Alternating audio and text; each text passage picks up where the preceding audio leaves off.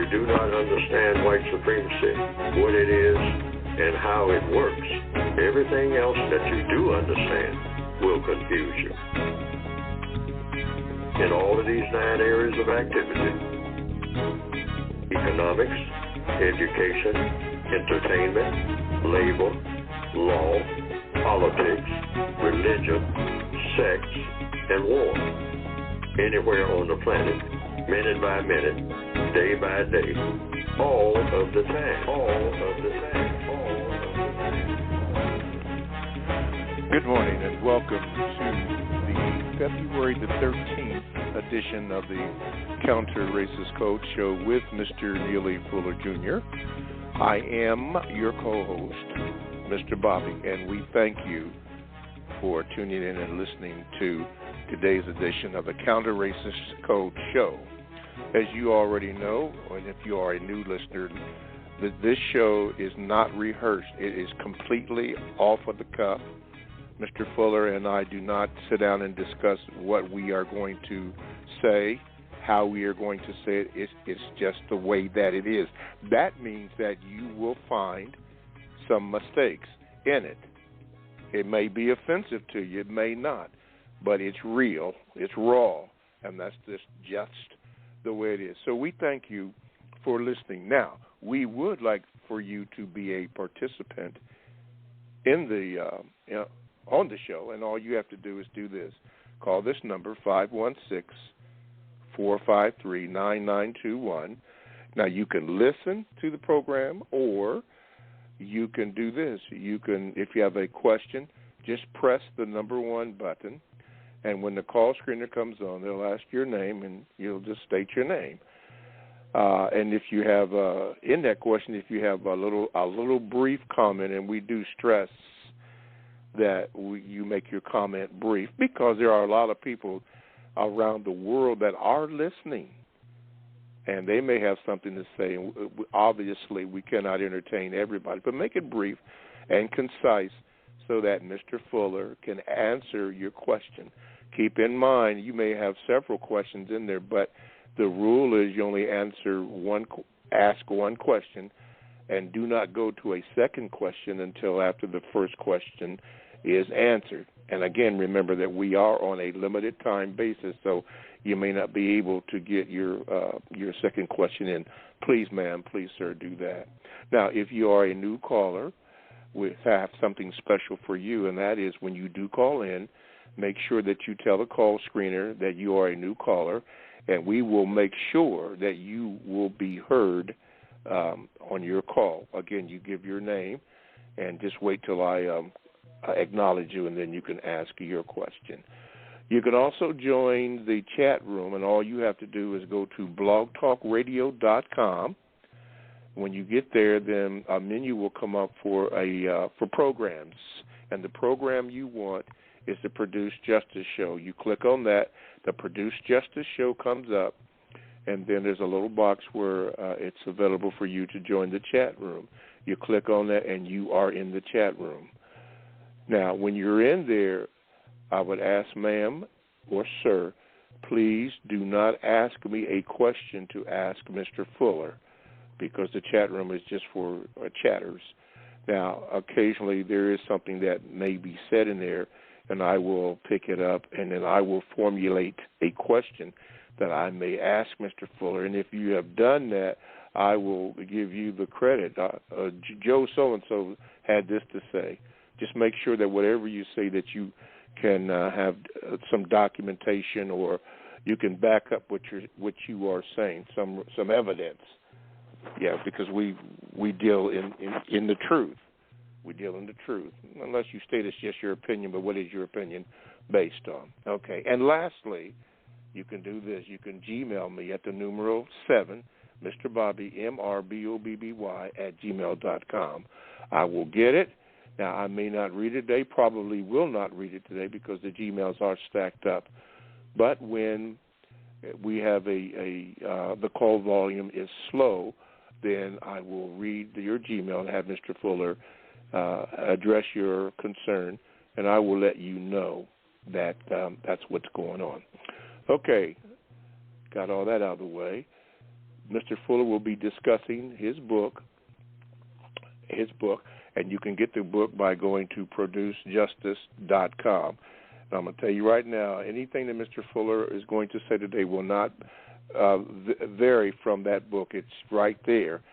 It's right there in the book. He does use examples of just a little simple things because you do not want to leave here and you don't understand something. We want to be clear. So bear in mind that he will use examples of that because we want to be clear. Okay, I think that is all. Okay, so without further ado, let me get the program started. Let me introduce to some and present to others Mr. Neely Fuller, Jr. Mr. Fuller, good morning, and how are you? Good morning. I'm still learning. Okay, sounding very strong this morning. Okay, now, everybody, we have a segment that we entitle The Thoughts and Expressions that are on the mind of Mr. Neely Fuller, Jr. Mr. Fuller, today being the 13th of February, what is on your mind that you would like to share with us? Yes, it's one central thing, and I have a lot of things I've been thinking about as usual, but one thing I just want to make clear from my perspective, from the way I've evaluated it and looked at it. Every day I see someone on television, I hear it on the radio, the killing that's going on over in a place called the Holy Land, where everybody's supposed to be very, very, very considerate of what is holy, what is not, and to act accordingly. And I also hear that in every city, almost, shootings on a significant scale, over and over and over again, daily, everywhere, on streets mostly, and businesses, and in churches, in church ceremonies, religious institutions of all varied kinds. And so the main thing that I have to say in a codified manner at this particular time is to address the people who are doing it. And I just simply say, and I've written it down here, when you commit murder, by the definition of what you call murder, killing somebody unjustly and deliberately, I think that's the overall accepted definition. Killing someone deliberately with the deliberate intention of killing them for a non-just reason, that is, I think, the universally accepted definition for murder. You didn't have a correct reason for doing it, but you did it not in self-defense or anything like that, or in desperation from something that was causing a desperation that should not have been some type of, or some type of accident of some type, which is what that would come under, an accident. That's not murder. But when you deliberately intend to kill someone for what you knew was a non-just reason, it wasn't a mistake of any kind. When you commit murder, you commit not just an act against the person. You are committing, according to the code, the greatest insult to your Creator. Because the Creator created that person. So the insult or the damage is not done just to that person. The greatest damage is done because you are deliberately insulting your Creator, because you can't create anything. Think about it. All of the people, whether it's someone overseas in the Ukraine or wherever, you commit murder. You run into hospitals and murdering children and whatnot and all this in the Holy Land. Think about it. You're committing murder. That's what it is.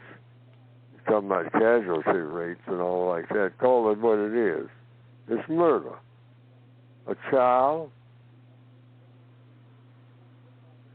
not able to move. I mean, a crippled child already probably in a hospital. And you kill it because you got a beef with somebody. That's murder. And you are insulting whatever created that child. You are insulting whatever Creator created that child. So, there's an old saying, the evils that you do by 2 and 2, you will pay for 1 by 1. That's what's on my mind. Okay. What's on your mind? The evil that you do, you will pay for it 1 by 1?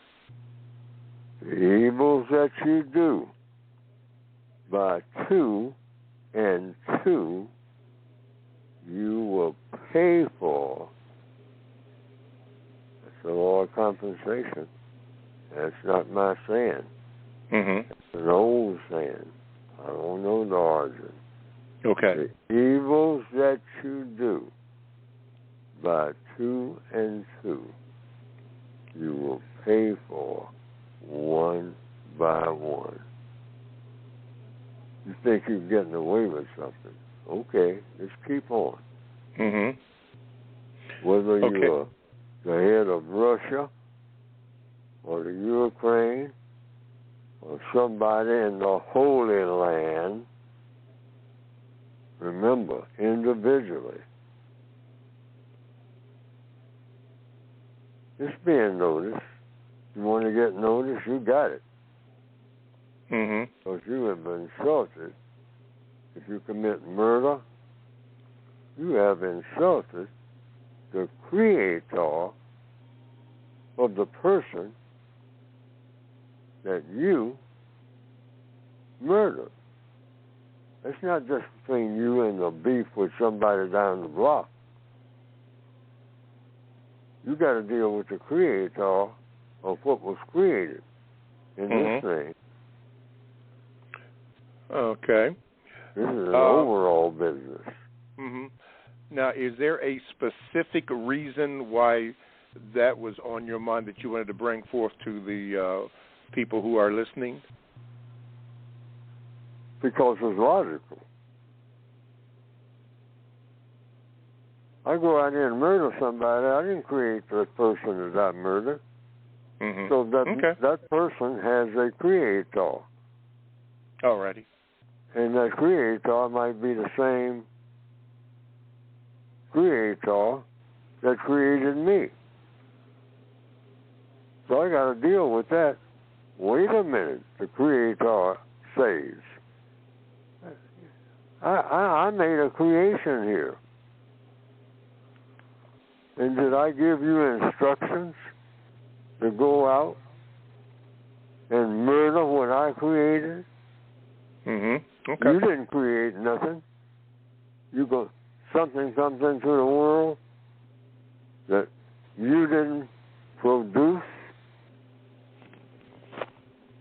Well, now, if it's in the form of a person,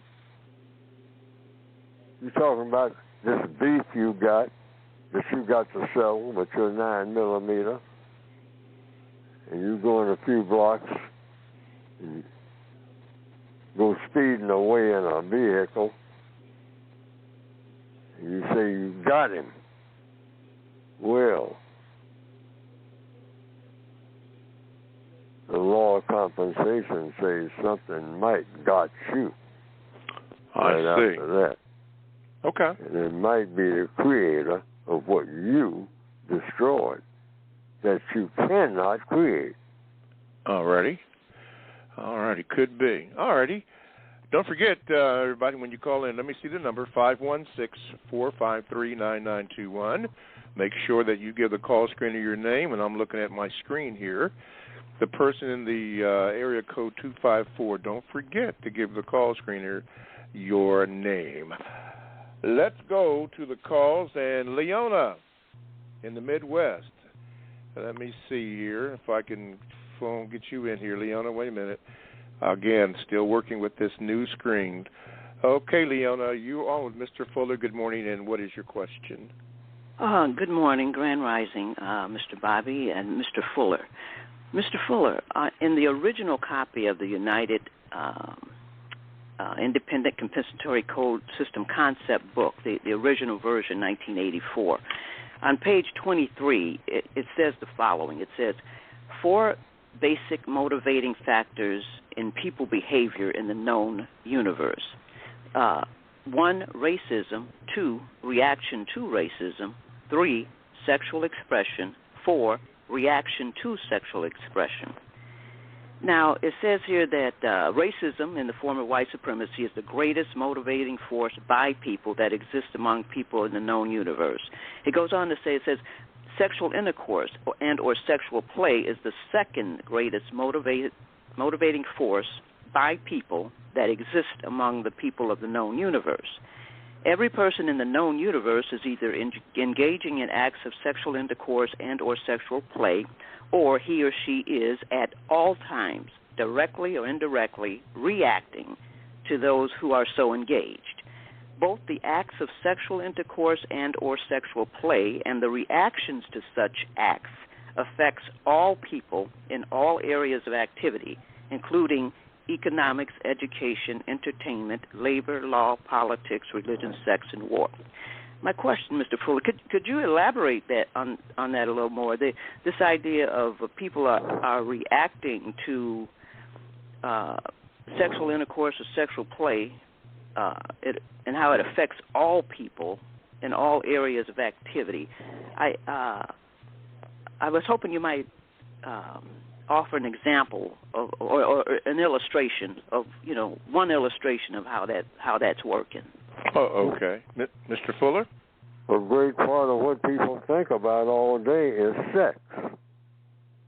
So that's the best that I can say about it. I mean, everything starts with what's in a person's mind. What the people, I just opened a book this morning, and it was all about romance. I mean, when you turn on television, they're talking about relationships. Well, what kind of relationships? Well, like here in February, they talk about what? Valentine's Day. That's about sex. Valentine's, they're not talking about raising sheep or planting trees. They're talking about something called romance and getting to the heart. Heart's everywhere. You say, what do you mean getting to the heart? Well, how do you feel about people? How do you feel about what people? Well, somebody you want to be intimate with. Oh, you're talking about something directly or indirectly about sex? Yes. They're talking about now, when I turn on television, I see what? People are talking about pornography being taught to people in school now. 6 years old, they just got there. They haven't learned the ABCs, but they say, hey, look at these people having sex. You're 6 years old. You need to learn about it. And we're going to cram it into your head.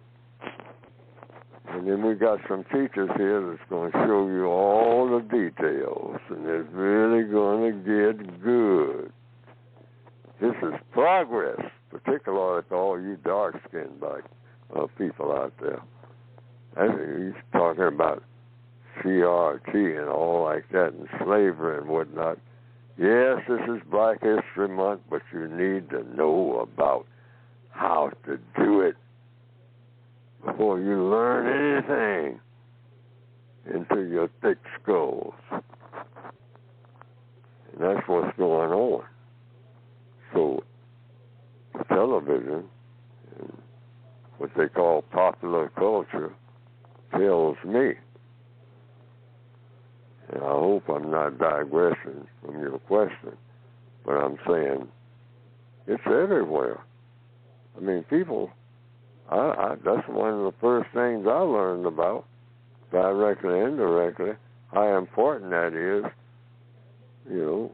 6 black females sitting in a booth like you see all the time nowadays, all of them talking about what? Girlfriends or boyfriends. And you say, well, what do you mean by that? Your boyfriend, your girlfriend? Well, we're talking about basically sex. Okay? That's what we're sitting in this booth Saturday night. 6 of us, all alone. So we met here to talk about what?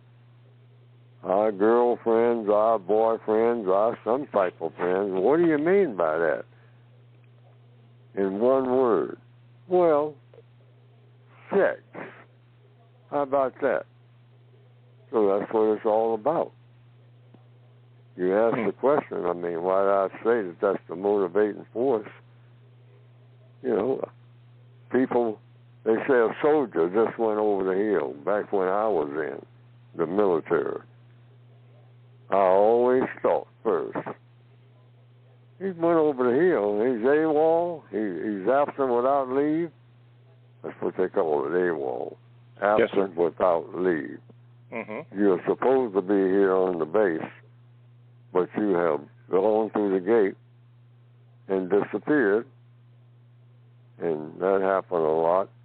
And they say, well, what is his motivation for leaving? I mean, he's that mad of what we're doing to him here, and that's enough. Say, no, the main reason is, according to what he did last time, he got a Dear John letter.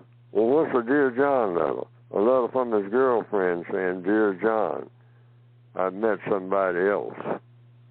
And he's going to run off now and jeopardize going to the jail by not being where he's supposed to be. Mm-hmm. To do what? Chase down his girlfriend, because that's where we found him last time. That's where the military police caught him. Mm-hmm. He went straight to his girlfriend's house. And straighten that mess out as a result of that Dear John letter. Okay. We found the letter, so we suspect, by asking around in his hometown, that's where the MPs got him. Okay. Through the local sheriff's office. Mm. I think I may have answered the question. Okay. People think about sex. In fact, the caller, this call was about sex. All right, so the caller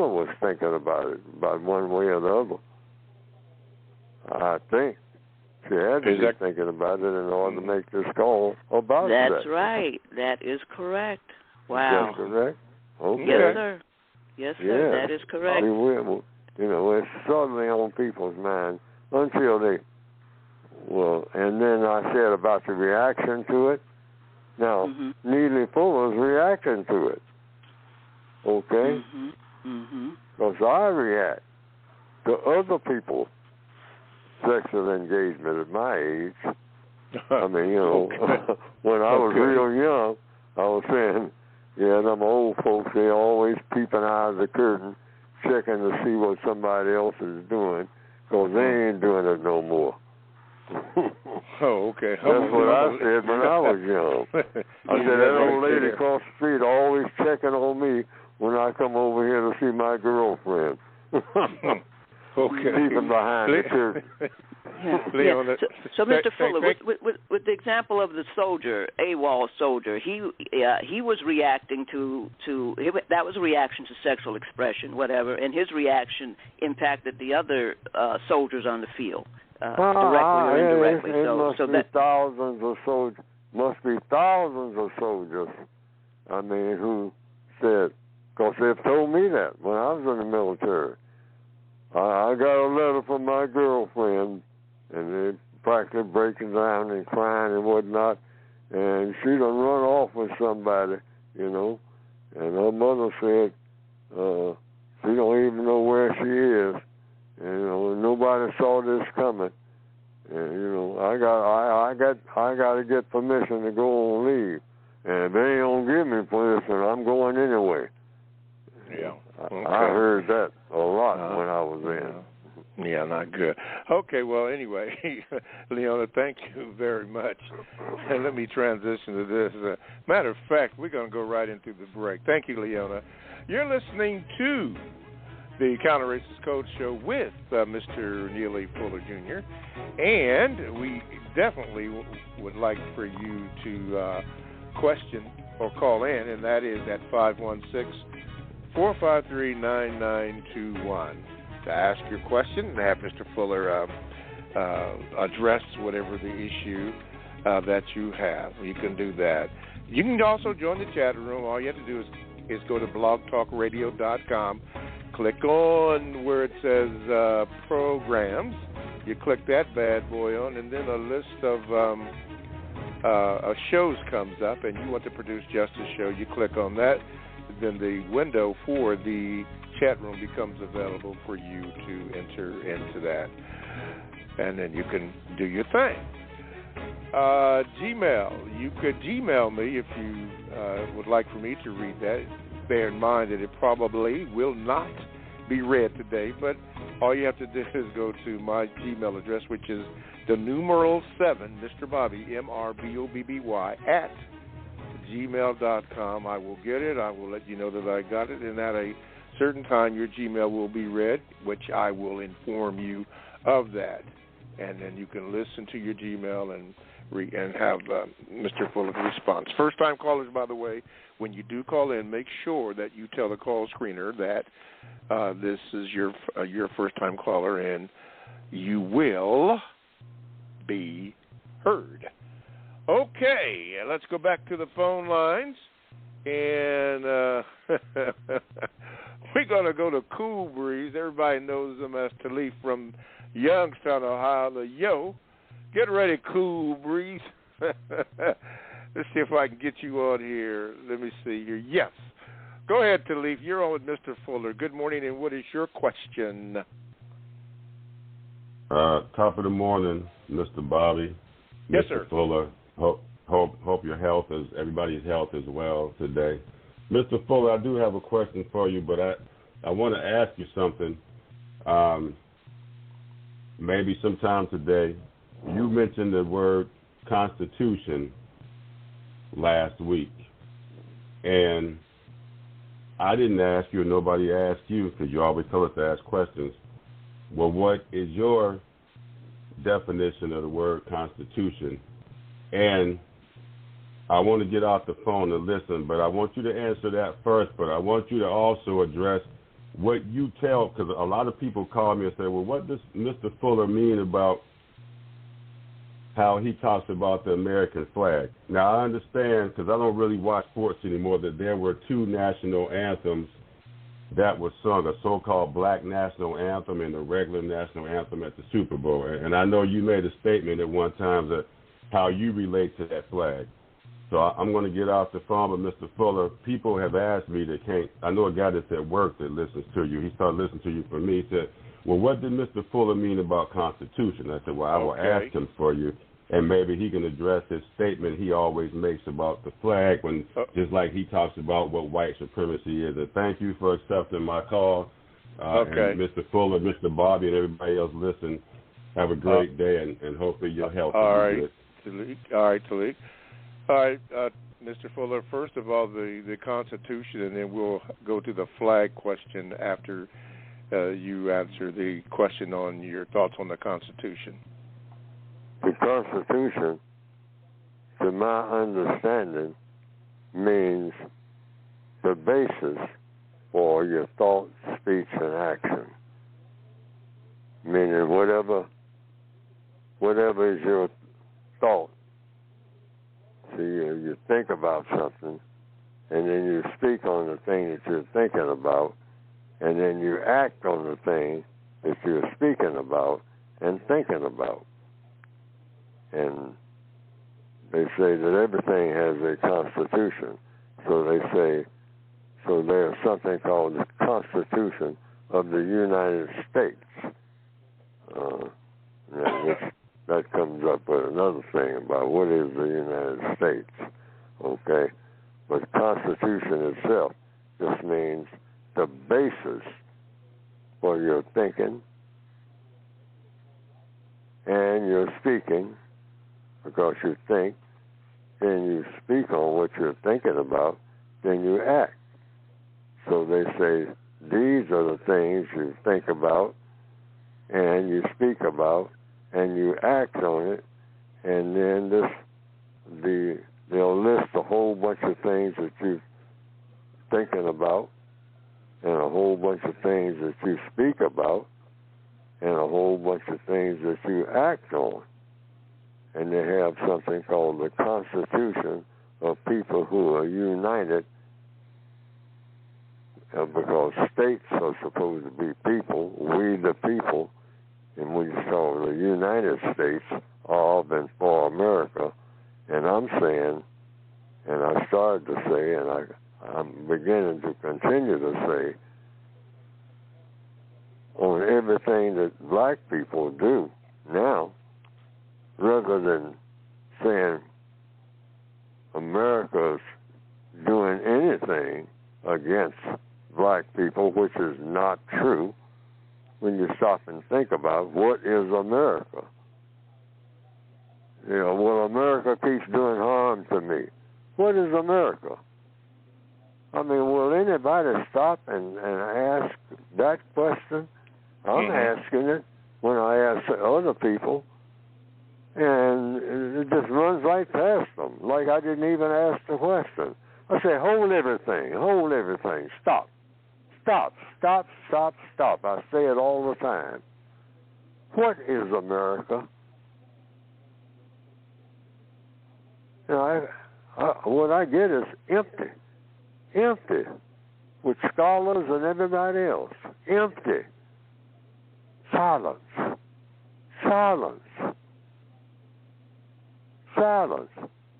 Yet, 2 minutes later, America's doing this, America's doing that. My goodness, are we thinking at all? Are we thinking? What is America? I have the definition that I think not only makes sense, but is actually the definition. The only definition it could be that fits in with anything. And that is, and I'll say it right now over and over again, which I have been doing, America is a concept. A concept of what?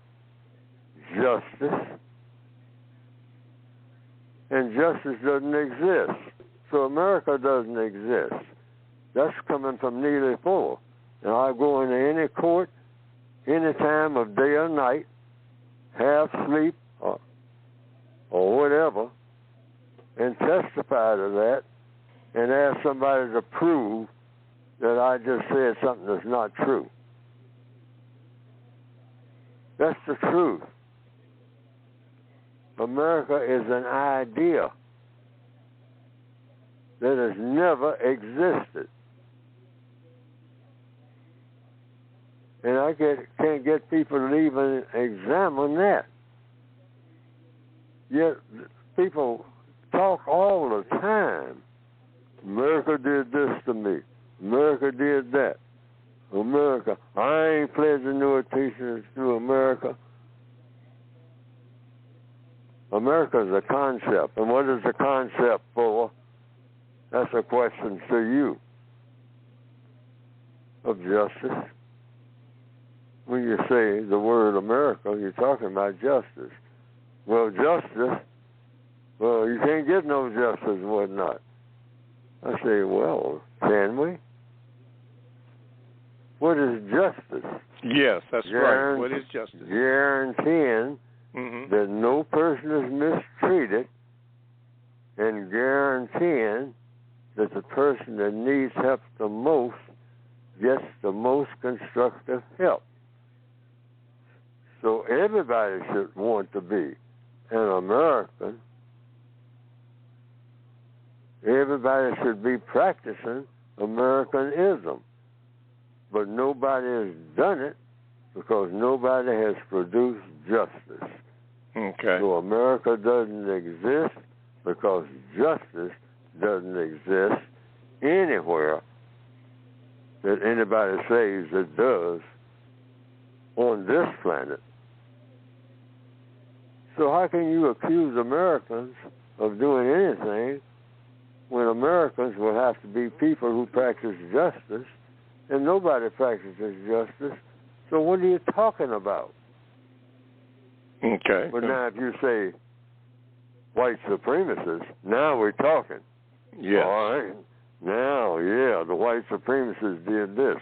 Now you're talking. Now you're using words that fit. But stop going around talking about America did anything, good or bad. Good or bad. Okay. Ever. To the second part of his question, and I've heard you address this many times, but the flag and what your definition is, and so that this person who he was speaking with could understand about the flag. A flag, I've been told, is a symbol. So there's no such thing as an American flag. So if somebody says, take a pledge to it to keep down arguments, because that's what the code is supposed to be, an argument eliminator. So people I don't even have to stop and think, because it's codified. What do you say when you're anywhere on the planet and someone tells you, all right, I got this rifle pointed at you, and I want you to pledge allegiance to this flag? And I say, no problem. That's to anybody who says to me that. If I'm traveling somewhere and somebody orders me off of the plane or off of the bus or whatever I'm traveling in, say, I want everybody in this line to pledge allegiance to this flag. And they show me a rock. And the people, looking puzzled, they say, well, where is the flag you want us to pay attention to?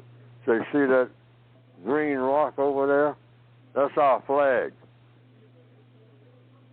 It's a rock painted green. And we want you, people, riding this bus that I stopped at Rifle Point and told you to get out Mm-hmm. and pledge allegiance to that flag. And Neely Fuller was on that bus, and I got out, and somebody at rifle point tells me to pledge allegiance to that flag. I say, oh, no problem. If that's the, if this is all I have to do to not be harmed, where is it? And he points to it, and then these are the words I will say anywhere, at any time, football field or anywhere else, or at gunpoint in some strange place, looking at a green rock. Here are the words, the codified words, fit anywhere. I do at all times relate to the flag the exact same way that the flag relates to me. And I just told you the truth. I don't care who I'm talking to. That's the universal pledge. Could you repeat that one more time for those that may not have heard that? The universal pledge? Yes. Anytime you are asked to pledge allegiance to a flag, if you're going to go according to the code, because I made this one up, I don't think it'll ever be topped. These are the words. Just pledge allegiance to the flag. I mean, if they tell you to face it, put your hand over your heart or on top of your head or wherever, I pledge allegiance to this flag. Here it goes. I do at all times relate to this flag the exact same way that this flag relates to me. And I told the truth. Now, anytime if they ask take you that what pledge do you... to any flag, you have told the truth. That's the first thing. That's the first thing you can say, and you say, I told the truth. Okay, you told the truth. I do at all times relate to. Say what now? Now, when they ask you, when you tell them that, when they ask you, because you said ask questions, they're going to ask you, what do you mean, Mr. Fuller? And what would you say? I would say, I mean what I said. I relate to that flag the exact way that the flag relates to me. Now, if they want to pursue it further, I can't take it no further than that. I mean, like if they ask me for a follow-up question, all right, cutie, you being smart, how does the flag relate to you? I'll say, I don't know. They asked me a question, and I gave them a truthful answer. But then I'll ask for permission. Will you, if you don't mind, I'd like to make a suggestion, sir or ma'am. You can always ask the flag. Okay. Okay. Well, I know I relate to the flag the exact same way that the flag relates to me. What flag for? Any flag. That's a good question. Even when I'm asleep, I am relating to that flag the exact way that the same way that the flag is related to me, and I'm asleep. Yeah. So they would have to ask the flag. But if you want any further details, talk to the flag. I ain't got nothing else. I ain't got nothing else to say. I've given all I got. Okay. All righty. Well, that was for Talik and the friend that he said that would be listening, was listening. Okay. Let's go back to the phone lines. And Corey, get ready in Milwaukee. Corey, let me see here. Put this over here. And Corey, there we go. Wait a minute. There we go, Corey. Good morning. Good morning, Mr. Bobby. Good morning, Mr. Fuller. Can you hear me okay? Yes, Corey. Okay, Mr. Fuller, you spoke about America not existing because justice not exist, and justice being making sure guaranteeing no one is mistreated and guaranteeing the person who needs the most help gets the most constructive help. Mr. Fuller, justice sounds, in my opinion, and I believe you shared this, justice is love. Therefore, love does not exist. Love is a concept, something that we're trying to produce, just as we're trying to produce love. Mr. Fuller, is this a codified response to this concept and pursuit of love and Valentine's Day and all these things? Is this correct thinking? Yes. The answer is yes. Love is justice. If you don't have justice, you can't have no love. But they talk about it Valentine's Day or month, whatnot. They talk about love. That's romance. They even have a baby doing what? Firing an arrow. A baby with wings. A white one. Shooting an arrow through somebody's heart. And this is the symbol, the universal symbol of Valentine's Day. A white baby with a bow and arrow. Not a flower or nothing like that. Not a rose. A white baby with wings. And the only other thing he's got is some type of little wrapping around his private parts. But in his hands, it's got a bow and an arrow. That's for killing things. And firing at something that's supposed to be in the shape of a heart,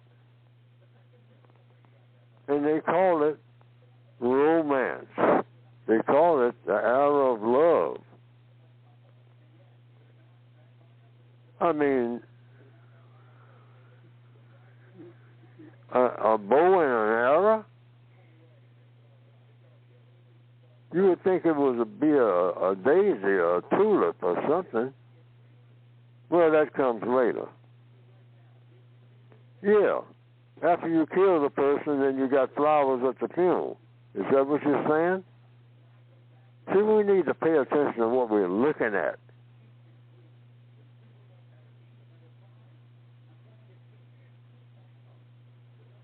It's like that Oscar holding a sword. Mm-hmm. It's like the image of a woman. It's the Justice Department.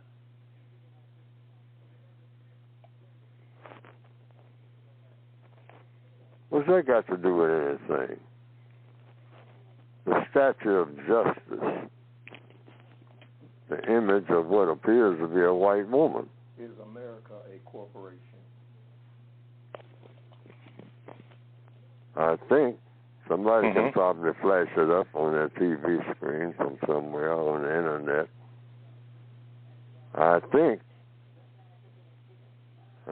the woman holds a scale, but there is no justice. And you don't use a person as an image of justice. I think that it was named after a person named Justinian.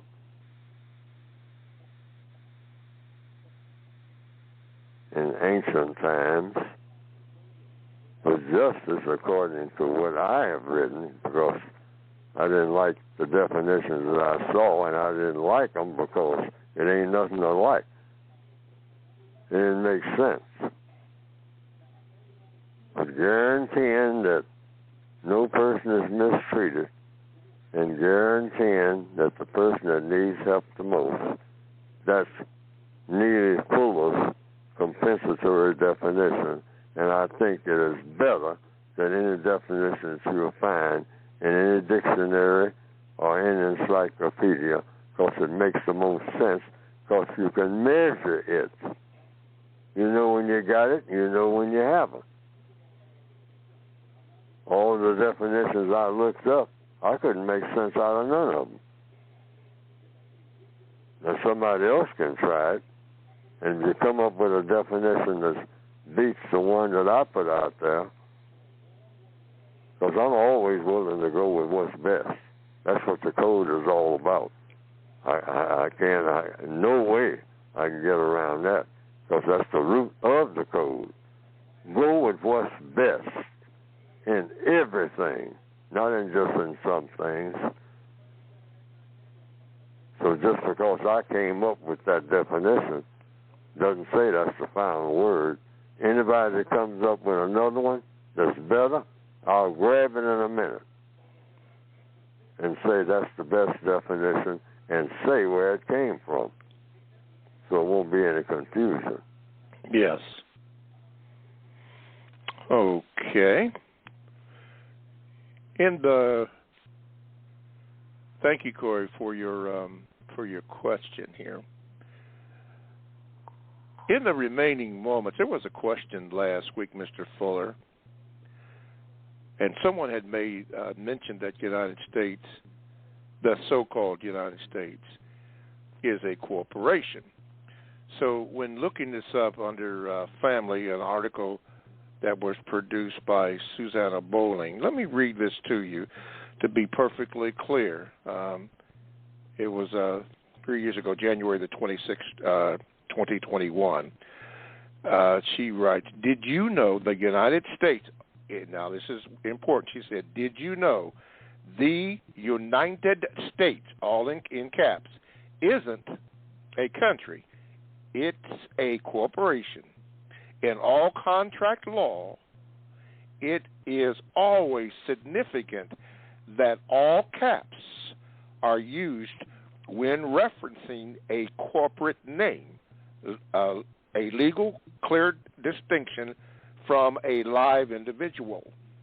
The corporation was created for the District of Columbia, a.k.a. Washington, D.C., this is in parentheses, not even a state, into parentheses, via the Act of 1871. This is in all caps now. The United States Corporation operates under private international law with their own corporate constitution. Now, constitution was discussed earlier in the program. The various federal agencies, also corporations, as are BLM, Black Lives Matter, the CIA, Central Intelligence Agency, EPA, Environmental Protection Agency, and DEA, the Food and Drug Administration, federal agencies, and WHO, the World Health Organization, to name a few, or just a few. All these are all American taxpayer-funded subsidiaries under, this is in all caps, under the United States Corporation. But wait, aren't we supposed to be a republic? Are you ready for the kicker? What most people do not know about the United States, now that part is not in capital letters. What most people do not know about the United States, Inc., is that it is a foreign corporation. This means that the politicians working in Washington, D.C., and nearly every politician, judge, attorney, police officer, and government agent working throughout the USA, that's in capital letters, are foreign agents. If you voted for them, you have committed, this is in all caps, treason against the Republic for the United States, not in capital letters, of America, the 50 states in Union. Now, all that to say this, if you want proof of this, look at sections 15 and 15A in the title, entitled 28 U.S. Code 3002, and you should see this sentence, quote, quote, United States means a federal corporation. Now, I don't know if that clears that up for that person, but this is what this is, a corporation, not what you think it is. Now, why was that important? Why is that important? I do not know. A person asked that, so I decided that I would look that up. Mr. Fuller, you're there in Washington, D.C. I don't know if this is deception or what is this, but we have been taught certain things. What are your thoughts on that this is a corporation and not what it appears to be? I don't know. Okay. Neither do I. Neither do I. Neither do I. Well, it's something to think about because somebody's thinking about it. So anything that anybody says, you listen to it according to the code. According to the code, you listen to what everybody has to say, and you what? Think about it.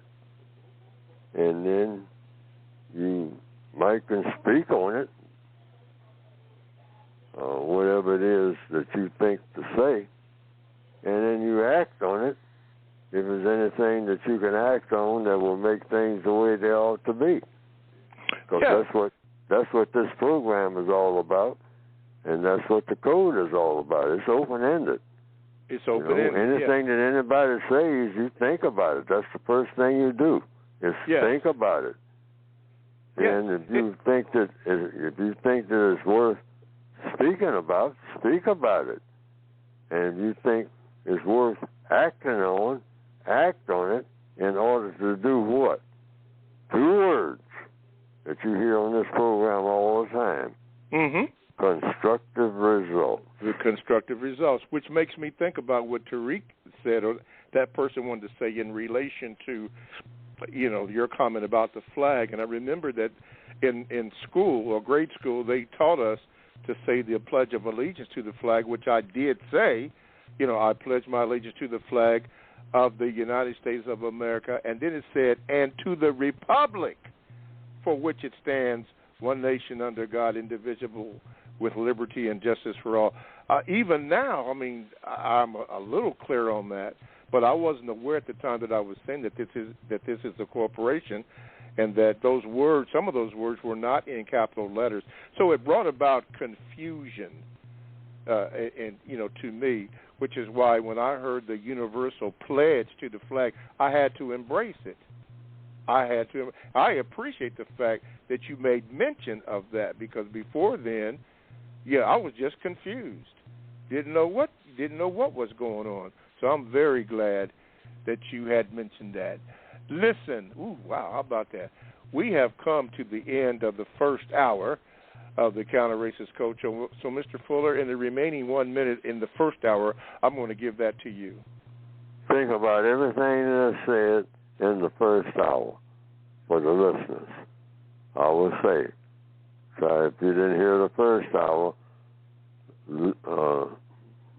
listen to the recording of it and think about what you heard in the first hour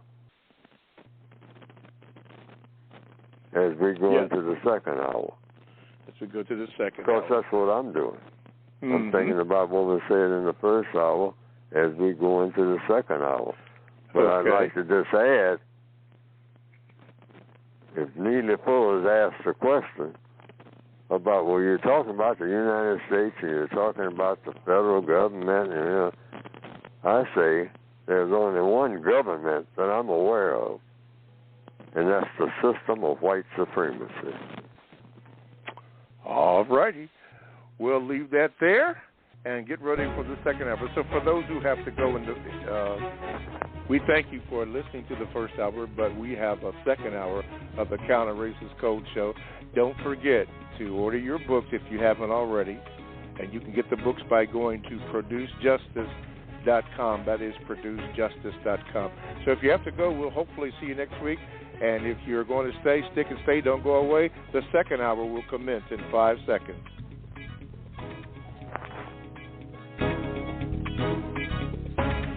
Alrighty. Welcome back to the second hour of the Counter-Racist Code Show with Mr. Neely Fuller Jr. I am your co-host, Mr. Bobby. We thank you for tuning in to the second hour. And the contact number to get in contact with the show is 516-453-9921. Make sure you press the number 1 button, and that will get you in contact with the call screener. And when you do that, I will get it, especially if you put your name on it. Please make sure you give the call screener your name so that I can identify you, give you the proper introduction.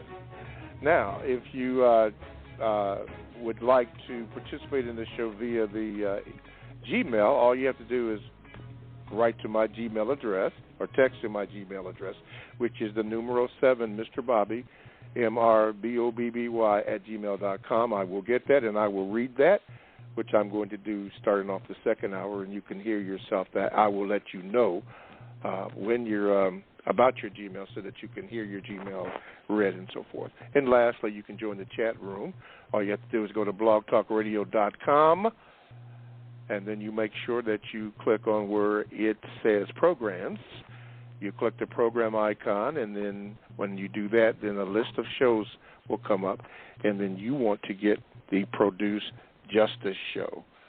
That's all you have to do, and then you are in following the rules that are right there.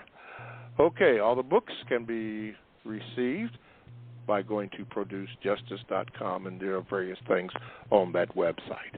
Okay, let's go to the Gmails, and this is from Rochelle.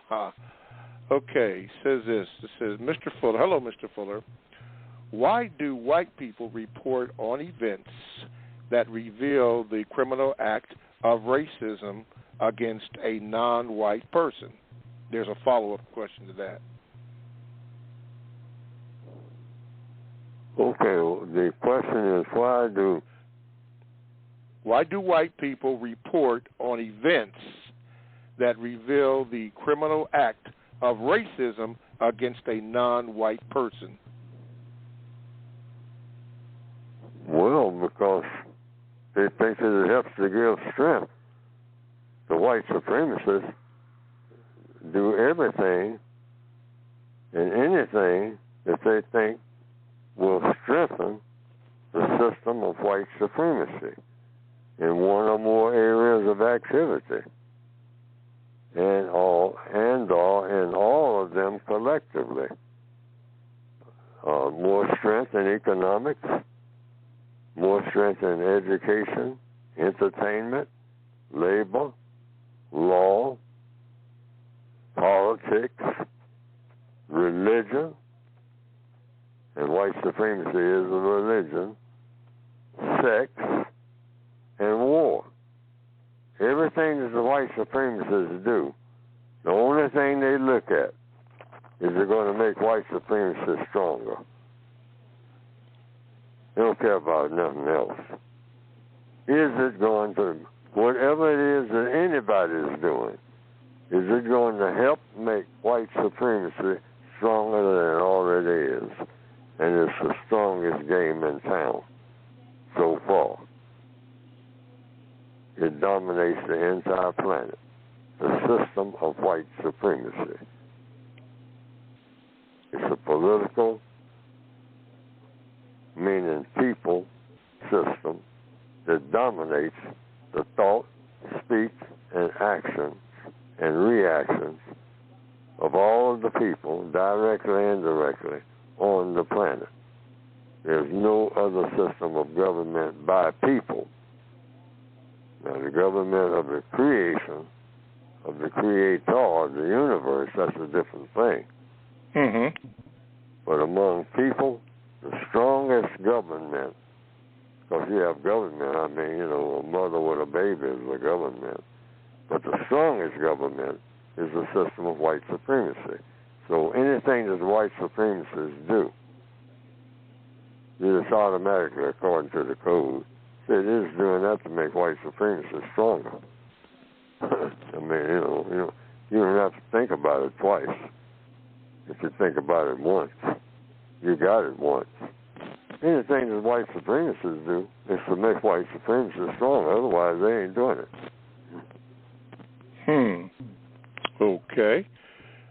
The second part, or the second question, continuing on the first one, mentions that, is this a way to confuse us about their willingness to end this system? Yes.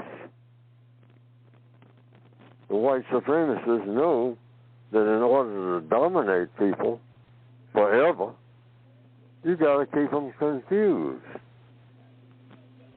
And boy, are they experts at that. Because the victims of white supremacy, like Neely Fuller, is confused about everything, which is exactly what they want me to be. I'm trying to use a code to become deconfused. And that's what we're trying to do here on this program. Because you can't dominate a people without confusing them. You got a lot of problems if you can't fool them. You got to fool them. You got to make them think that what is real is not real. And whatever, everything inside out, outside in, whatever works that causes confusion in any area of activity, economics, confusion. Confuse them when it comes to how money is handled, how you make money, how you keep doubling your money, and all this. Confuse them. I mean, in the gambling industry, like was recently witnessed about football and whatnot. Go to Sin City, all right, and you flash a whole lot of lights all over the place, everything all lit up, blind them with all kind of glittering stuff that glitters, while you snatch everything in their pockets that you gave to them in the first place, so that they got to start all over again. I mean, they put plenty of hoopla behind it, okay? Keep them confused. Keep them up against the ropes, and just staggering, don't know which way to go about nothing. And before you get out of town, kill somebody. Get confused about why you did that. You lost all your money, so you wound up somebody hunting you or you hunting them on account of some bet. Yes. And put plenty of glittering lights behind it, because people get confused when there's all kinds of bright lights shining and whatnot. You don't know. You're attracted to it, but you get dizzy. Light up the machines, so they just keep putting money in it. See more flashing lights. But you're losing your shirt and your mind. Just a small example. Just a small example. Okay. 516-453-9921 is the number. I got a question from Gary, Mr. Fuller. He says this, Mr. Fuller, do you think black people / non-white should sign up for military service even though we are victims of white supremacy on this planet, and why? Well, I signed up and went to the Air Force on my own. I was drafted into the Army, but desperation. So the answer is no, broadly speaking. But if you're desperate, you might say, well, I can see how everything is set up like it is. Well, you either go to the military or the way we have everything set up, if you're not in the military, you got another option, particularly for you black males. You can do a little of this and a little of that and not much of anything except go to the military service, or you can go to jail, because that's what we got everything set up for. Black male, everything is set up to lead one way or another to a jail cell. Mm-hmm. We have that set up for you, whether you finish school or not. But particularly if you're a school dropout, we know where you're going to drop into next. You drop out of the 9th grade, we know where you're going next. You think you got a plan. You ain't got no plan. We got a plan. And we got a plan for you. Yeah. We know just how many of you are going to drop out. And we make space for you before you get there. Mm-hmm. Absolutely. That's the system of white supremacy. So in answer to the question, you do the best you can, but the best you can is not going to be good enough to escape being damaged by the system of white supremacy. You can count on that, because that's the only system you've ever known. If you're black. If you're black. You never knew any other system. You've never been in any other government except the system of white supremacy. And I'll testify to that under oath in anybody's court and be able to show evidence. And to your point, Mr. Fuller, before we take the call, why is that it's so important to show the evidence of what you're speaking about? Because in order, without evidence, you can't reveal truth.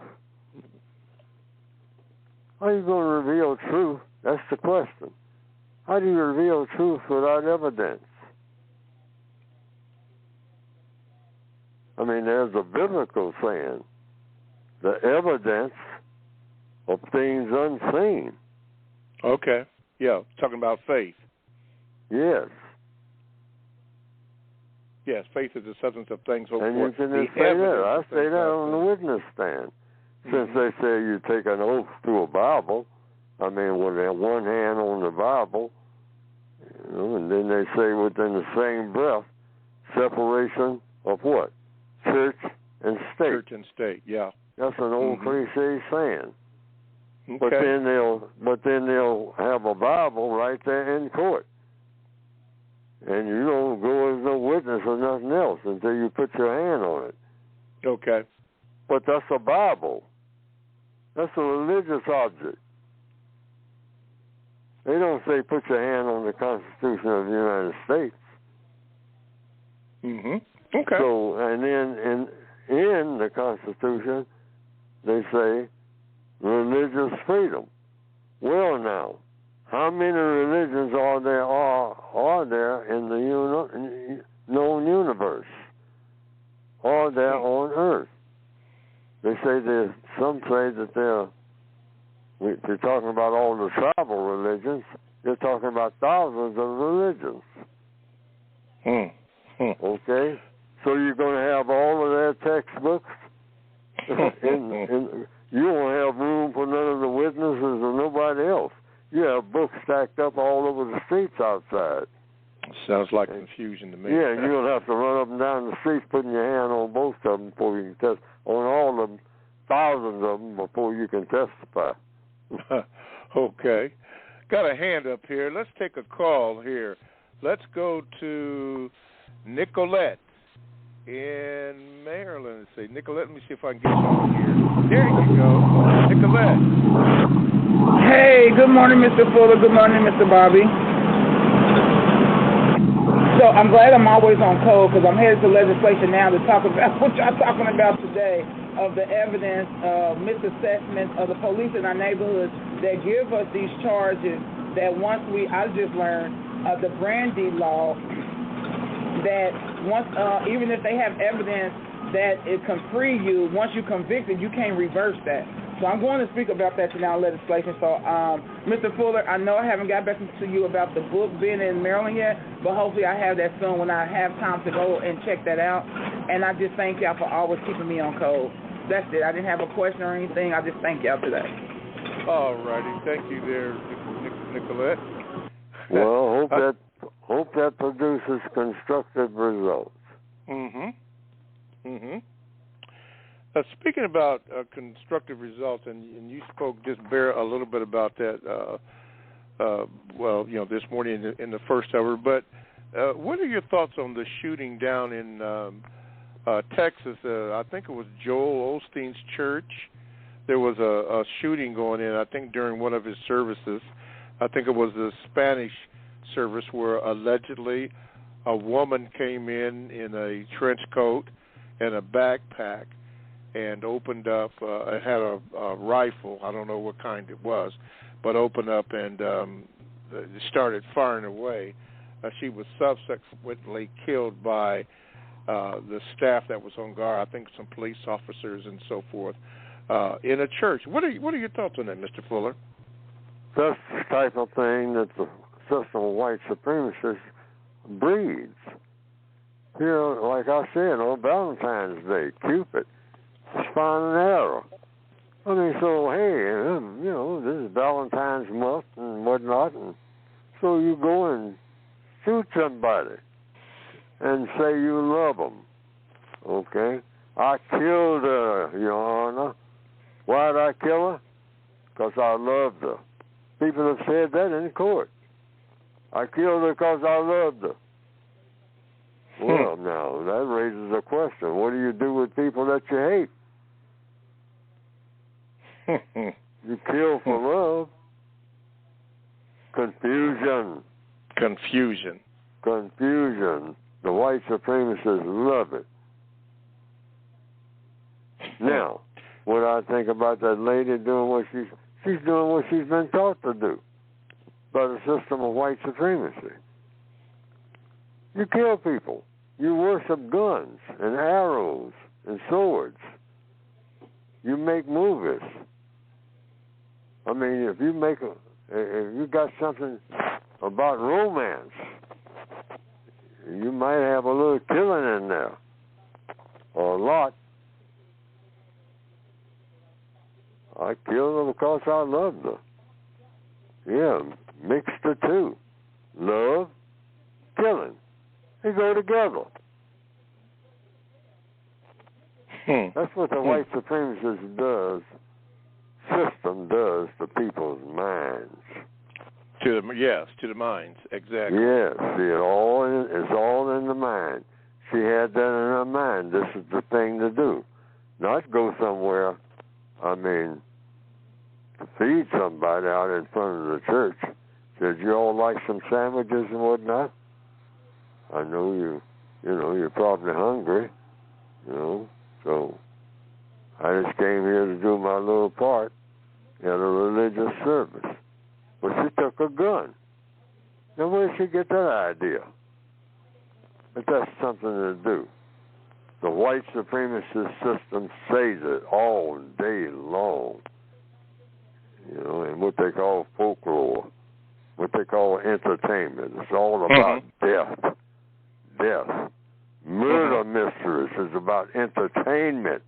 You entertain yourself by reading a big, thick book on an airplane, and on the cover it says, Murder at the Castle by Sir Hergot Smoot. Okay. Let's see here. Let's go to the phone lines. I don't have your name up here, but I am going to take a chance. Let me see if I can get it over here. Okay, good morning. I don't have your name, so I apologize for that. But what is your question for Mr. Fuller? Hello? Hello? Yes. What is your question for Mr. Fuller? Mr. Barber, you surprised me this time. Okay, this is AP from Wheaton. Oh, okay. I have a VGQ for you, and it's sort of, I want to revisit something that Mr. Fuller made a statement a couple of weeks ago concerning his thoughts that he spoke about on the border crisis and issues of migrants. That's on the TV screens all day, every day, as far as that being a contentious issue, especially with the presidential election that will be coming up later on. And I want to share something with the audience to give them something to think about. It'll take about a minute to hear this black Chicago resident coming to the realization about what's going on with the migrants and how it will affect especially black people. And then I would like to ask Mr. Fuller a question in reference to it. Start. NPR reported from August of last year to December of this year, they will spend $252 million on the migrants. $252 million. 17,000 migrants come into this city. And just in Chicago, if we just break that in half and they become families, you got 8,500 families. Hispanics have 3.5 children. I'm submitting to you, in one generation, just one generation, the black vote will be null. They will have an additional 24,000 people on the voting rolls, along with the Hispanic population already here. They're playing chess, and you all are playing checkers. You are damning our youth, our next generation, to poverty by you all doing these political speeches. One generation, our vote will be null in all these 6 sanctuary cities. And what are you going to do about that? Amen. They are. Now, that's a comment that I would like to just make for the audience to hear. Were you able to hear that? Yes. Now, what is your question for Mr. Fuller, sir? My question for Mr. Fuller is that how do you view and how should we be thinking how that's going to affect, in general, the black population in the so-called United States of America? And may I stay on the line? All right. I'll say what the code says all the time. That's why we need a code. We don't deviate, except for something better. But if it's something better, that becomes a part of the code automatically. So people coming across borders, the white supremacists go everywhere. So evidently borders don't count anyway. The white supremacists go everywhere. They please to go. They don't believe in borders for them. Borders are for people who have color in their skin. Okay, but the white supremacists, they don't think about no borders of no kind. Borders, meaning they're restricted in where they go, never on this planet. That's the white supremacist doctrine. So when people come across so-called borders, I look at the white supremacists and say, well, they wouldn't be coming across borders if you didn't approve of it. So what's your next move? And what the code says is what it always says. That's why we need one. And what I say is, according to the code, replace the system of white supremacy with justice, which means guaranteeing that no person is mistreated. I don't care what kind of person they are. That's what the aim is. See, we don't lose focus. Well, I don't care what's happening or how it's happening. You got to guarantee that no person is mistreated. I don't care what borders cross and all like that. Guarantee that no person is mistreated. People who are coming across the border, people who are not coming across the border, the people who are already here, like myself, I'm not thinking about none of that. I go straight to the code. Guarantee that nobody's mistreated, and guarantee that the person that needs help the most gets the most constructive help. That includes all of the people who are already here. Not the people who are coming here or planning to come here. That's all I got to say. To whom? The white supremacists. Why do I say it to them? Because you're running everything. Putting up a whole bunch of black people in front to be spokesperson and whatnot, that's just a part of the white supremacist game. Mm-hmm. We don't fall into that trap, and we don't blame the white supremacists for doing that. They're running a prison. The whole world is a prison, and I'm in it. So they might get me to be the spokesperson. So I'll just say what Neely Fuller will say. All right, now, as a prisoner spokesperson from the warden's office, because that's where I'm working now, like Under the Frame in the movie Shawshank. I'm working in the warden's office, but I'm a prisoner. So the warden said, go out here and read this to the rest of the prisoners. So, I'm in a prison. I understand that. All the other prisoners are supposed to understand that. So when I come out here and read something about you all was acting up last week, and so ain't nobody going to get no supper this week for the meal for the day. You get 2 meals a day, and ain't nobody going to get that second meal of the day on account of everybody that's acting up last week. And I'm reading this from the warden's office. That's it. So the people come across the border, I mean, I see them on television. I mean, they're just walking across the border. So they are being let in. The white supremacists have set up machine guns any day. And you better believe, you talking about border stopping, with all the good old boys out there, you recruit them right fast, everybody with a gun, and everybody's got them. See how many people come across the border. Don't have a fence. Have a person with a gun. Everywhere you have a fence or don't have one, there's 10 people with a gun. And see how long people are coming across that border. No problem. The white supremacists know how to do that, and got plenty of people willing to do it. They can stop that at any time. So they're talking about some invasion. No. Any drunk person should be able to see through that by now. They're sending for them. But at the same time, in answer to the question, okay, I'm already here, Full. This is Fuller talking from the code. I'm already here. They say, yeah, but I got to look out. Wait a minute, ain't no yeah, but. If I'm talking to the white supremacists, which is what I'm doing right now, what about me? And what about them? Mm-hmm. So are those people strengthened, Mr. Fuller, to strengthen the system of white supremacy? The white supremacists don't do nothing without the intent of giving strength to the white supremacist system. But they do this by what we have mentioned already in this program, and we mentioned in all the programs, in a manner that causes what? Confusion. Mm-hmm.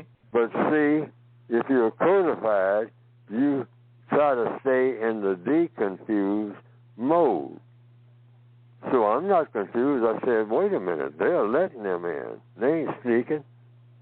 They acted like they were sneaking across by having a little phony contract. Not phony contracts, but they had a whole lot of contracts to put up pieces of that border that are there. Somebody made money. You're You better believe it. Oh, okay. yeah. Somebody made money off of what raggedy fences they got up there. That's a pretense anyway. I mean, because it looks like the strategy of the white supremacists is we're going to pretend we're putting up a fence. Yeah. We ain't putting up no fence. We're letting these people in. Not only letting them in, we are sending for them because we are making it impossible for them to stay where they are. So we know that they're coming here, and we're preparing a place for them. Yeah. Well, we got to leave that one there. And we're going to have all these other black people who are already here throwing rocks at them. Okay. Because that's the way we operate. Got to pause right here for a break, Mr. Fuller. All righty. You are listening to the Counter-Racist Culture with Mr. Neely Fuller Jr., and we are very glad that you are. You can tune in for the last half hour and call in if you'd like at this number at 516-453-9921 and press the number 1 button as Victor in Canada has done so that I can receive your call and give you a proper name. You can ask your questions. Please be brief, ma'am. Please be brief, sir. You can ask your question and give a quick VGQ if you have to. You can also join the chat room. All you have to do is go to blogtalkradio.com. You want to click on where it says programs. You click on that one, and then the show menu becomes available, and you want to produce Justice Show. You click on that, and you're in. After you hit the icon that says the chat room. And lastly, you can Gmail me at the numeral 7, Mr. Bobby, MRBOBBY @gmail.com. And I will get it, and when I get ready to read it, I will let you know.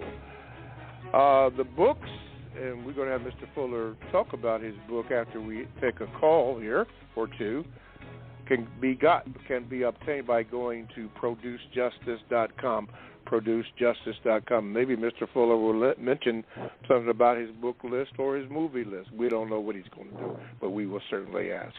All that coming up. All righty, let's go to the phone lines. And Victor, start off this last half hour. Victor in Canada. Let me see if I can get this cursor over there. Okay. All right, Victor in Canada. You're on with Mr. Fuller. What is your question? Oh, hello, Mr. Bobby, Mr. Fuller. Mr. Fuller, I was wondering, do you think people of color really believe that they're in a prison system?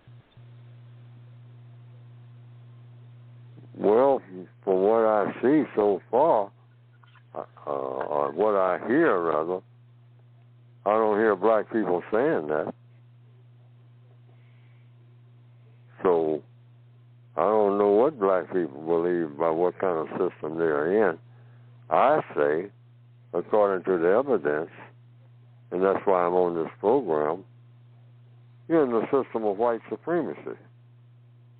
And as the white supremacists take all non-white people and they have made prisoners of them. I was born in prison. I'm a prisoner of war, illegitimate prisoner of war, because the war is illegitimate. It's illegitimate to declare that somebody should be mistreated and not given the help that they need because of their skin color. That's mistreatment. I was told that I was born to be mistreated because I have color in my skin. That is absolutely insane and unjust and unacceptable to anyone who calls themselves civilized. And the white supremacists are uncivilized people. And they say that I am uncivilized. Anytime you run a non-civil system called the system of white supremacy, and then say this is the civilization, No. And an uncivilized system produces what? Uncivilized people. Because the system itself is not civil. Civil meaning practicing justice. And justice is not being practiced anywhere. There's no record of it ever being practiced anywhere. Yes, sir. Okay. All righty. Thank you, Victor from Canada. Let's go down to Montgomery, Alabama. Teddy's on the line. Wait a minute, Teddy. Let me see if I can get you in. Thank you, Victor. All right, Teddy, you're on with Mr. Fuller. What is your question? Teddy? Teddy, you're on. At least that's your name up here. Are you there? Okay, I can't get you on here. I don't know what's going on here. Hello? But, Hello? Yeah. Hello? Oh, man, you just barely made it. I'm going to cut so you sorry. off, man. This is Teddy calling from Montgomery, Alabama. Good morning. Yeah, Gumptown. Go ahead, bro. All righty. Good morning, Mr. Fuller. I ran across a cartoon series sponsored by the Hip Hop Cartoon Network of sorts that has your a series of your commentary on them, but it's in a cartoon format. Would you be familiar with that, and what are your thoughts on such a topic or commentary that's being done in that form? Well, as long as if it's talking about my book or things about it and saying that this is where it came from, I don't have anything to say about it at this point, except the word needs to be spread. That's why, I'm writing a book, and I'm selling it to people. So I'm trying to spread that word.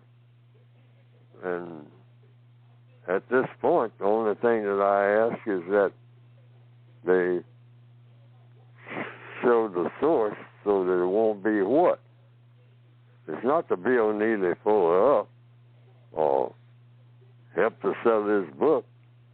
It's to solve a problem and to not have confusion, because confusion is a huge part of the problem. So anything that I'm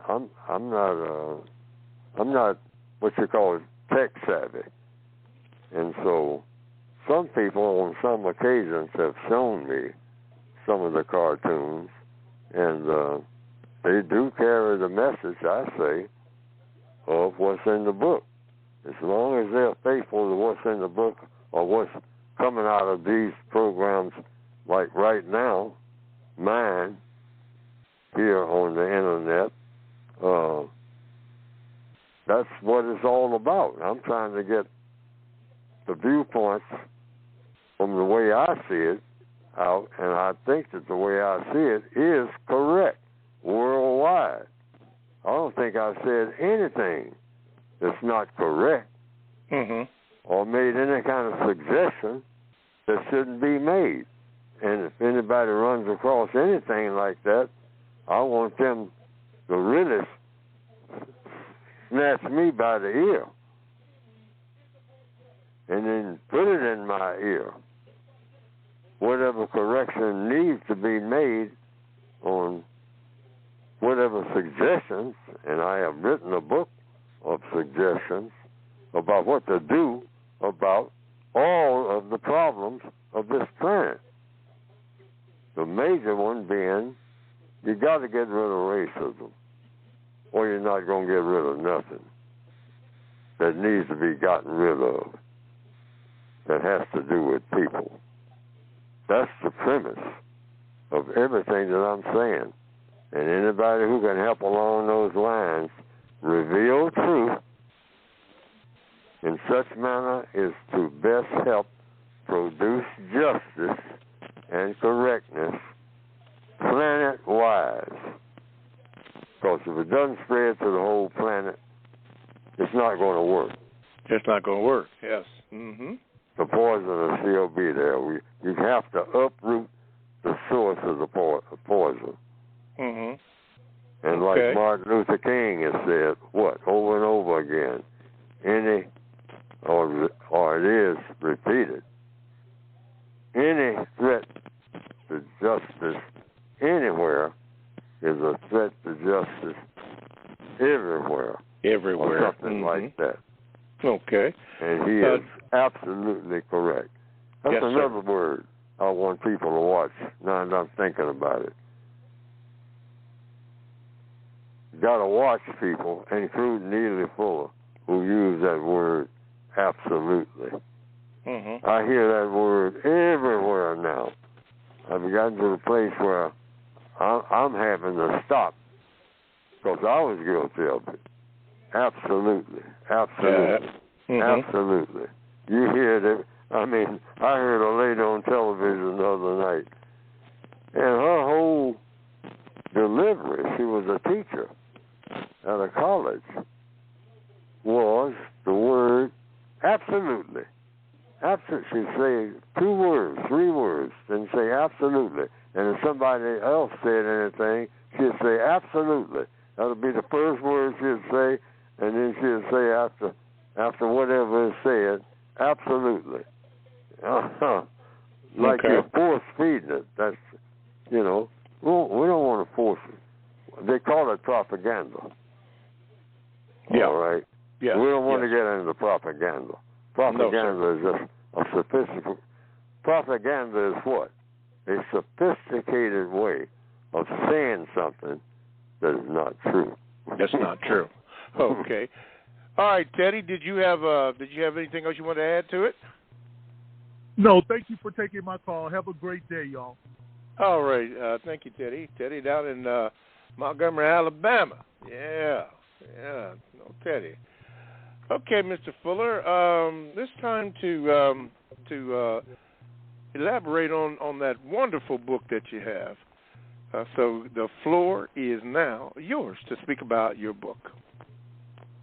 Now, I hope the books are full of wonder. And then I hope that, because one of the titles of the book is thought. So thought is wonder, all right? You wonder what the answer to this question is, okay? So that's what you do. That's what the book hopefully is designed to do. Now, the basic design, I say, is sound. In other words, makes the book worth reading. But the way that I went about doing it could have been a whole lot better. I advertised my own books with the I might say, warning that the way I describe my own volume, and it's all the same theme, I'd like to have all of it, everything, in one volume, one book, rather. But it turned out to be basically 2 volumes of the basic 2016 edition of the textbook workbook for victims of white supremacy. Both of them have the same title. But the second volume has the same title, but it's a word guide showing some guidance in how to use words, like the flag pledge, for instance. That's in there, and all that. The compensatory flag pledge, universal flag pledge, one that will work anywhere, okay? Suggestions like this. It's a book of suggestions about what, broadly speaking? How to get rid of the system of white supremacy and replace it with justice, and to make the world as a whole a better place, thinking ahead in what we call universal man and universal woman. Because we don't have that now. People that can function anywhere in the known universe and produce constructive results. That's what the books, the volumes, are ultimately designed to do. And you can get them by going to producejustice.org. supremacy.com. Now, I advertise these books, I started to say a while ago, that they're a part of the worst written of the best, or rather, let me express it the correct way. The best of, one of the best of, the worst written books on counter-racism and producing justice that you'll probably ever read. Mm-hmm. I did a terrible job in trying to update the books. Why? Because I was in a hurry. And I didn't have time to make corrections and whatnot. There's something I want to repeat over and over again. I can't repeat it enough until I can get it corrected. In the table of contents, 2016 edition of the basic counter-racist code book, there is a advertisement, you might say, in the table of contents. In the table of contents that talks about something dealing with environment, that said that on a certain page you can find that content. And it's not in there. And it hasn't been corrected.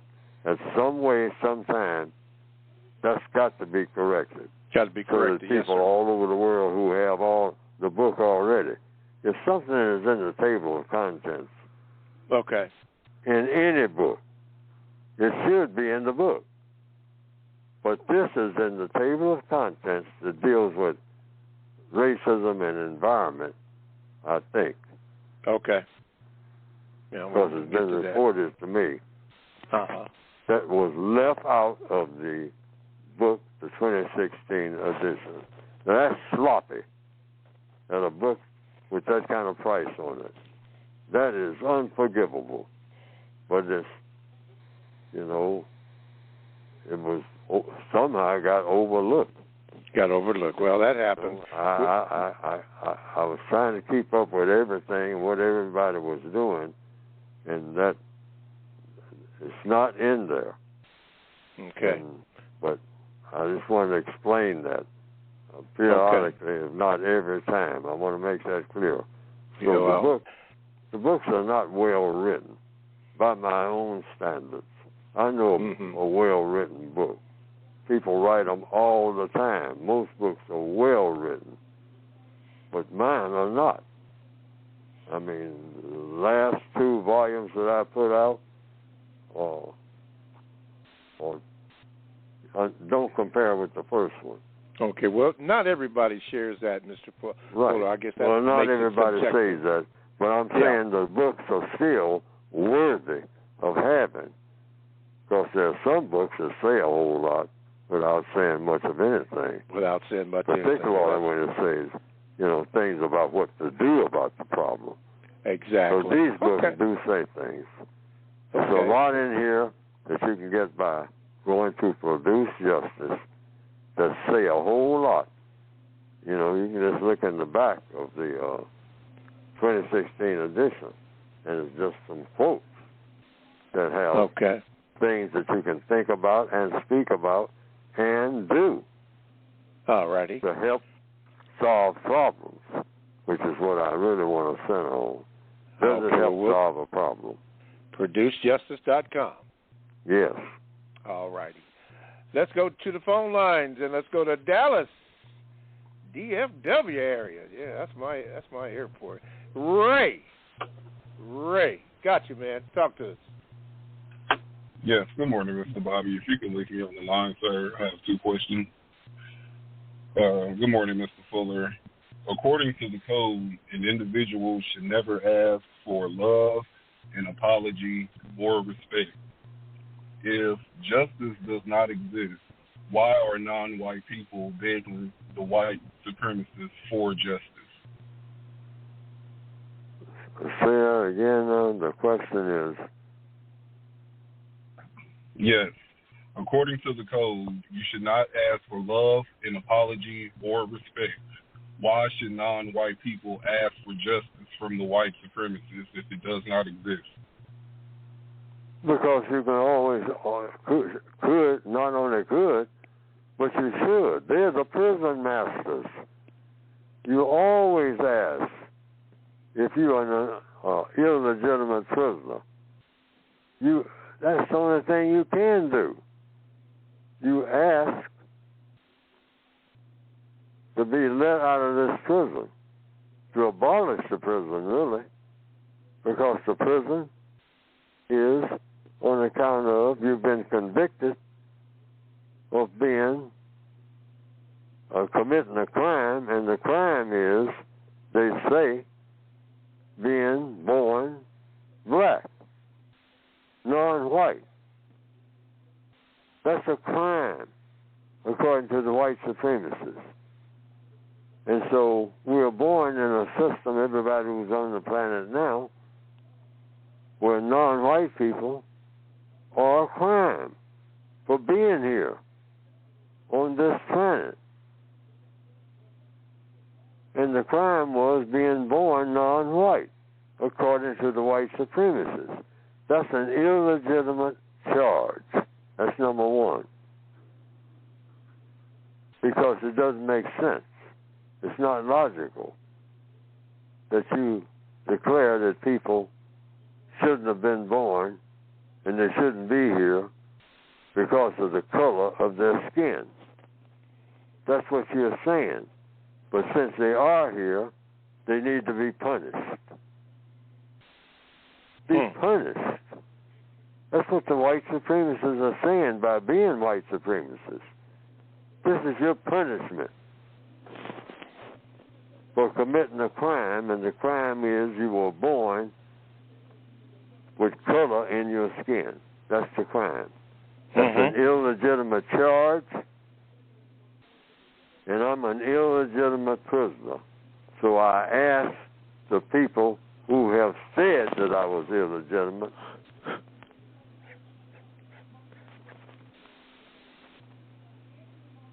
eradicate that charge and everything that came from it.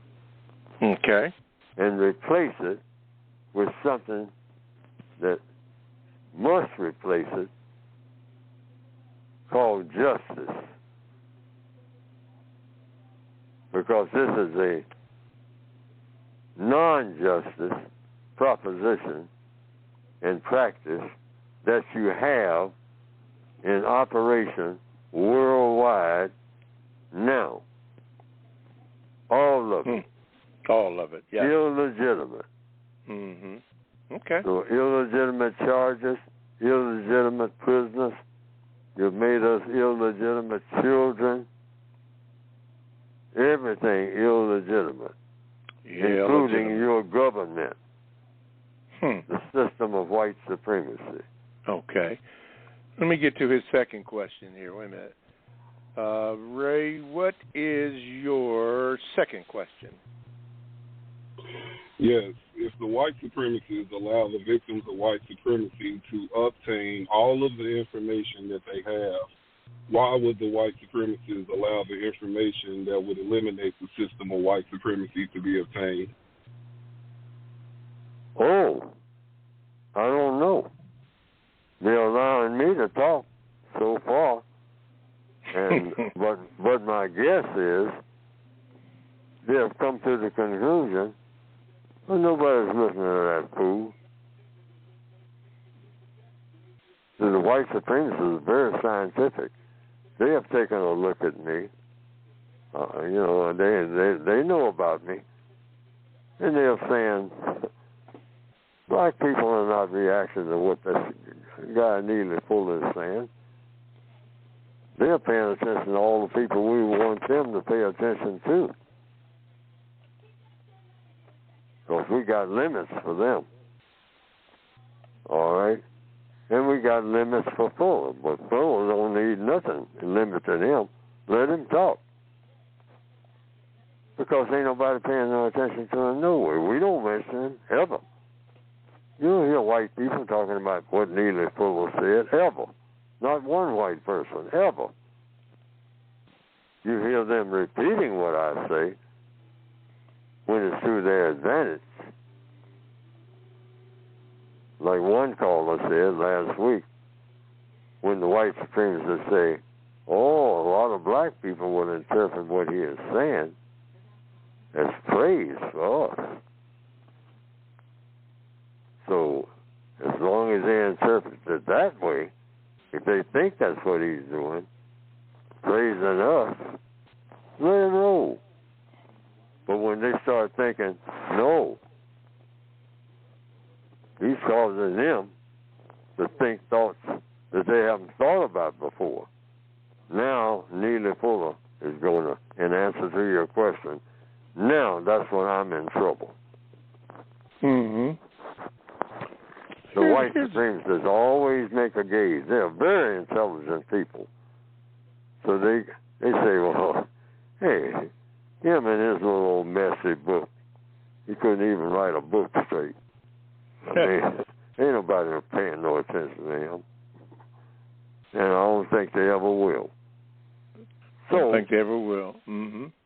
So, we'll let them talk about and act on the people that we have already let them talk about and act on.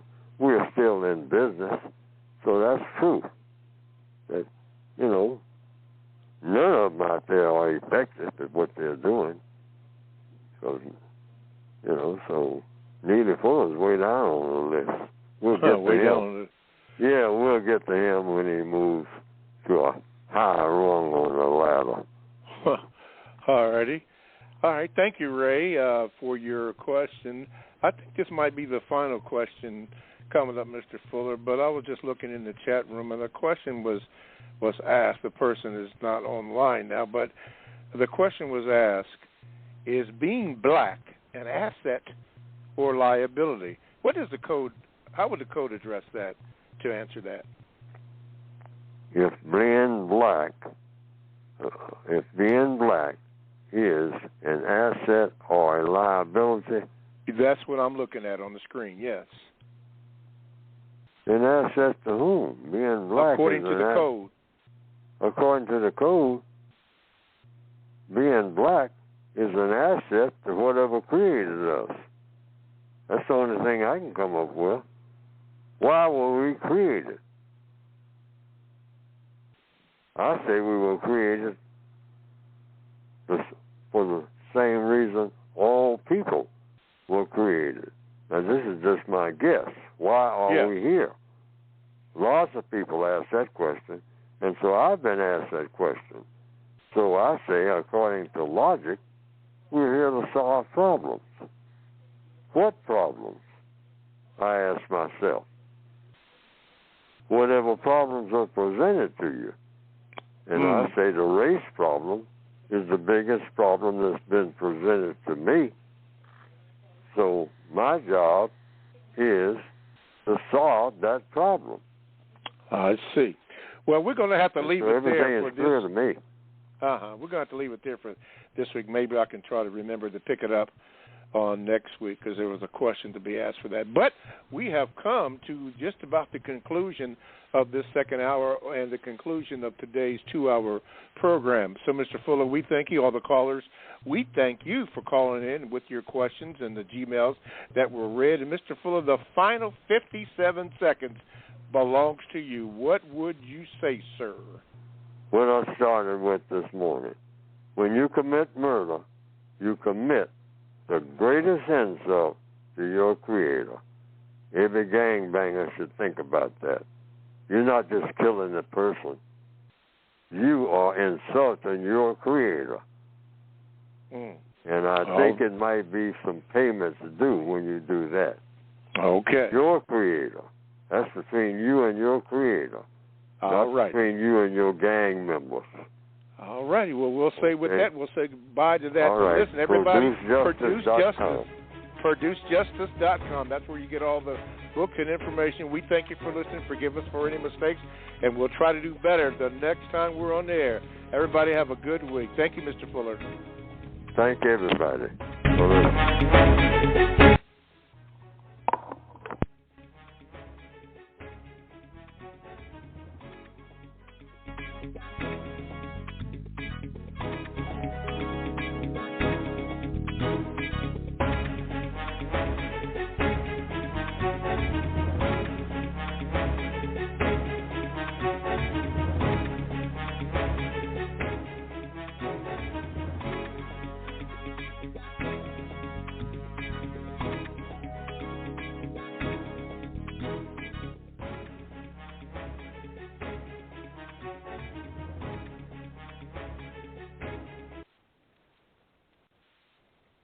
Meet Tandem Mobi, the impressively small and powerful automated insulin delivery system from Tandem Diabetes Care.